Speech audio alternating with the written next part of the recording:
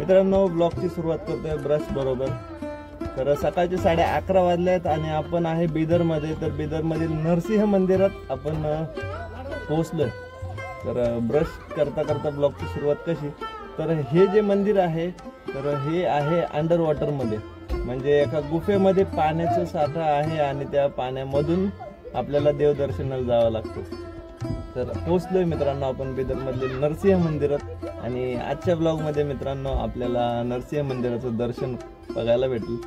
तर खूप छान असं मंदिर आहे आणि भरपूर लांबून लांबून लोक येतात। तर ही खूप मोठी अशी पार्किंग आहे आणि भरपूर साऱ्या गाड्या आहेत। 20 रुपये पार्किंग आपण पेड केलेली आहे आणि आलेलो आहे दर्शनाला। तर ब्रश करून घेऊ, इथं तोंड वगैरे धुवून मग दर्शनाला जाता येईल। तर बाकी सगळी प्रोसेस तुम्हाला पुढे बघायला भेटेल, दर्शन बघायला भेटेल। तर चला मित्रांनो आजचा ब्लॉग सुरू करूया।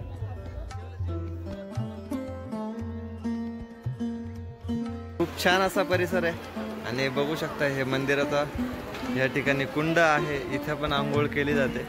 त्याचबरोबर या साईडने पण येण्यासाठी मार्ग आहे, गाडीवरती लावून या ठिकाणी येऊन समोर मंदिरात दर्शन घेऊ शकतो। तर हे आहे बिदरचं नरसिंह मंदिर आणि इकडून आतमध्ये जाण्यासाठी मार्ग आहे।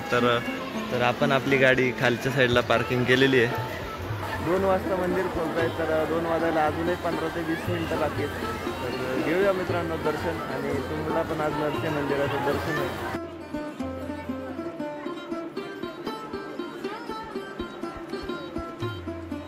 तर हे आहे मुख्य दर्शनाचा प्रवेशद्वार।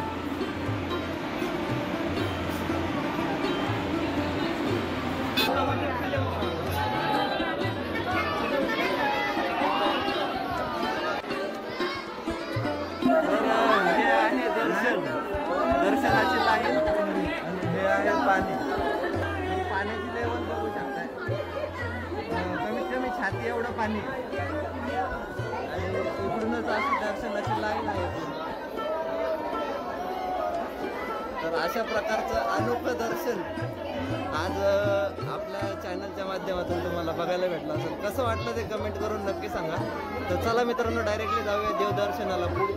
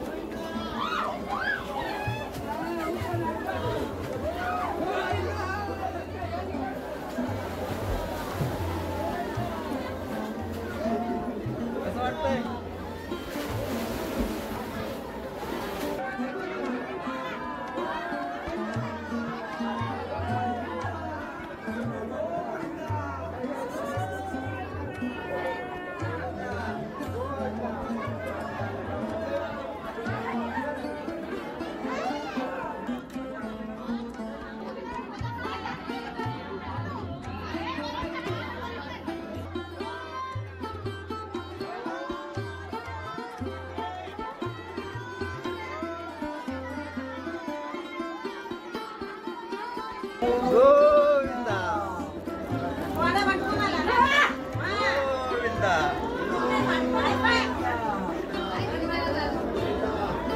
गोविंदा गोविंदा नरसिंह महाराजांचं दर्शन झालंय छान असं। तर चला मित्रांनो आंघोळ पण झाले, दर्शन पण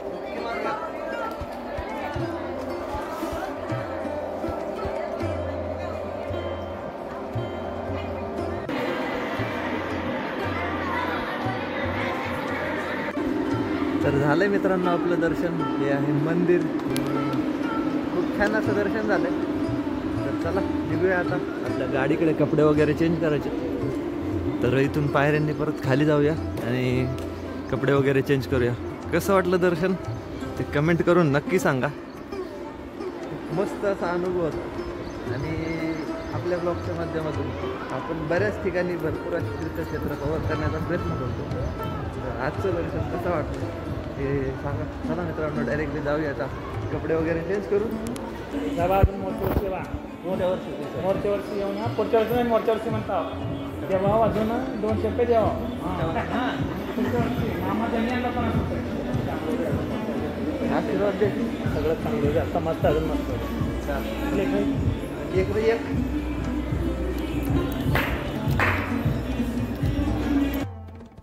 गोविंदा. तर मित्रांनो, दर्शन कसं वाटलं? हे होतं नरसिंह महाराजांचं मंदिर बिदर मधील. तर मस्त अशी गुहा होती आणि त्या गुहेमध्ये 4 ते 4.5 फुटाचं पाण्याची लेवल होती. तर त्याच्यामधून दर्शनाचा अनुभव खूप वेगळा येतो.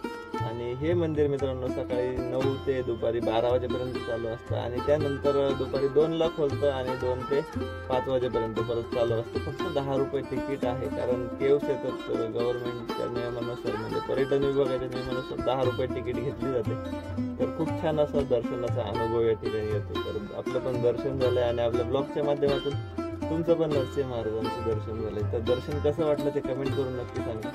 तर चला मित्रांनो, आता आपल्याला बुकिंग शोधायचं आहे आणि बिदर, जहीराबाद, त्याचबरोबर सोलापूर आणि हैदराबाद ही 4 आपल्यापासून लोकेशन जवळ आहे.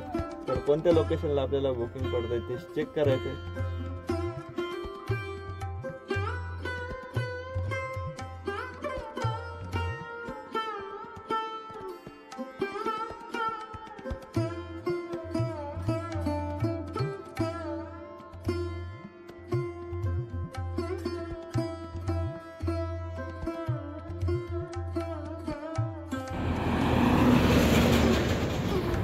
मित्रांनो, धरण कसं वाटतंय? तर आपण जस्ट बिदर सिटीच्या बाहेर आलोय आणि हे आहे धरण. खूप मस्त असं आहे आणि परिसर पण बघू शकता, खूप छान आहे. त्यात आपली 1934 समोर तुम्हाला दिसत असेल आणि काही ठिकाणी उजेड पडलाय, तर म्हणजे सूर्यप्रकाश आहे. तर काही ठिकाणी आभाळ पूर्ण भरून आलेलं आहे. तर पुन्हा एकदा धरणाचं दर्शन, म्हणजे धरणाचा व्ह्यू बघू शकताय.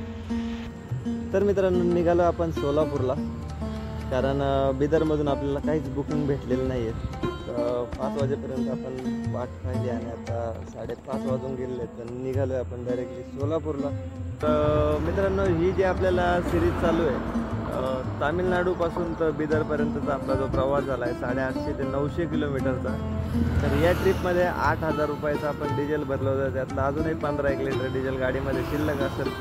तर 6,500 ते 7,000 रुपयाचा आपलं डिझेल खर्च आला आहे आणि फक्त 3च टोल लागलेले आहेत. एक 60 रुपयाचा, एक 120 आणि एक 110 का 120 असंच काहीतरी होतं. तर टोटली आपल्याला फक्त 300 रुपये टोल, 100 रुपये एंट्री आणि 7.5च कमी. तर असा 8,000 रुपये आपल्याला या ट्रिपला खर्च आला. आणि मित्रांनो, हे बुकिंग होतं 14,000 रुपयाचं. तर रिटर्नच्या हिशोबाने 850 किलोमीटरला आपल्याला 14,000 रुपयाचं बुकिंग लागलेलं आहे.